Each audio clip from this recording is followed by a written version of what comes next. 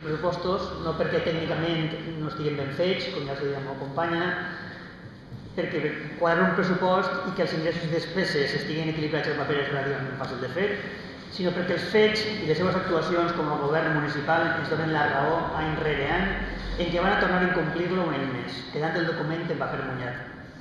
El seu pressupost no produeix, no dona productivitat al poble de Llíria, i això es demostra en què més de 2.600 llirians estan sense treball avui, multiplicant per 4 els de quan vostès arribaren al govern de Llíria.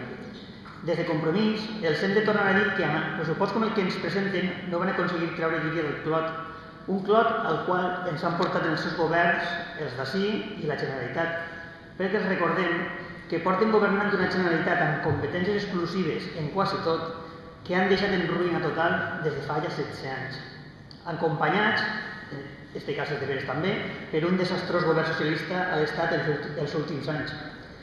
Ens van a treure d'aquesta situació els mateixos que ens ha portat a ella, amb les mateixes propostes? Nosaltres creiem que no. Perquè, i això és una altra, en caritat i almoina no trauran vostès aquest poble de la seva situació actual. Una cosa és recolzar a les famílies en moments de necessitat, que fa falta, molta falta, estem d'acord, i una altra molt diferent, la seva gestió d'aquesta ajuda.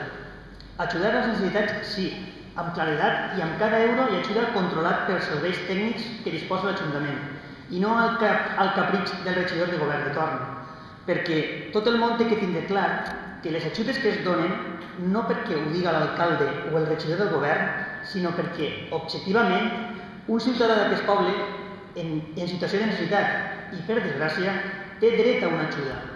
Claredat i objectivitat, dos conceptes que aquest govern, al nostre entendre, no té com a principis precisament.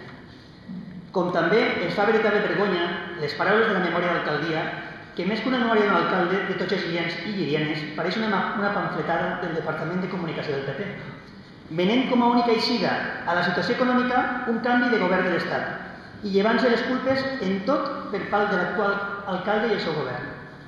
Doncs no és així, senyor alcalde, no és així. Com també li he dit altres anys, ni tota la culpa és de vostè, ni tota la culpa la tenen altres.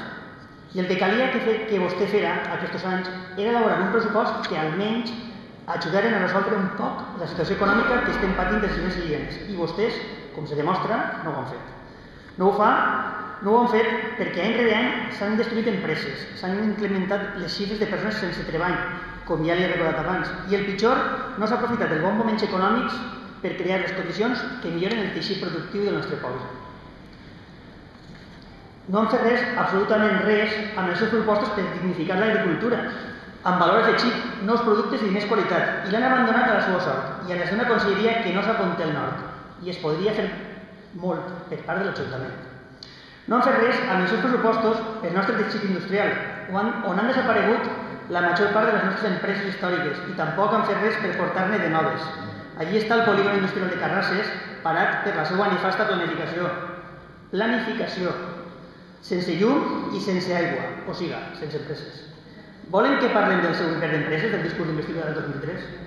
I del polígon de serveis de l'Eixida de Benissa, no, com ja s'ha parlat molt així, i continuarem parlant-ne, però per a mal, i creguem que molt al nostre pesar. No han fet res, absolutament res, productiu al sector comercial, amb un altre paper mullat, com serà aquest pressupost, que és el Pla d'Acció Comercial, desaprofitant l'enorme potencial econòmic que té la nostra ciutat com a capital supracomarcal, prestadora de serveis a desenes de pobles.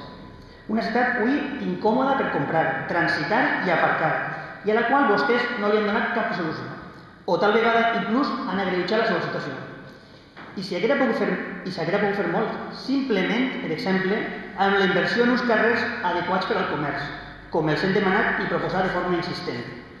Una ciutat on l'urbanisme malentès genera més problemes que solucions, fonamentalment per la seva gestió, que continua el camí erroni de desenvolupar més i més espai, quan el que necessitem ara és, i a través del nostre pressupost, per exemple, la creació de línies d'ajuda de rehabilitació de vivenda, que generaria una ràpida reactivació del sector de la construcció i els serveis associats, evitant la pèrdua d'una generació sencera de magnífics professionals que s'han vist abocats per la seva gestió i la dels seus a l'atur o a l'abandó del seu ofici. Podríem seguir parlant també dels deutes de la Generalitat amb Llíria, de la gran quantitat de projectes que hem enumerat, escoles, instituts, estació d'autobusos, el Palau de Justícia, tot sense fer. També dels serveis que donem i que no ens corresponen, amb el cas sagnant que s'ha comentat del conservatori, o el deficient finançament que patim els valencians i llirianes. Els valencians i llirians per extensió. Però d'això crec que tindrem temps aquesta legislatura, no? Ara que tindrem un govern del PP a Madrid, ara que ja ha arribat el Messies Salvador a la Moncloa, ens ho arreglarà això tot, no?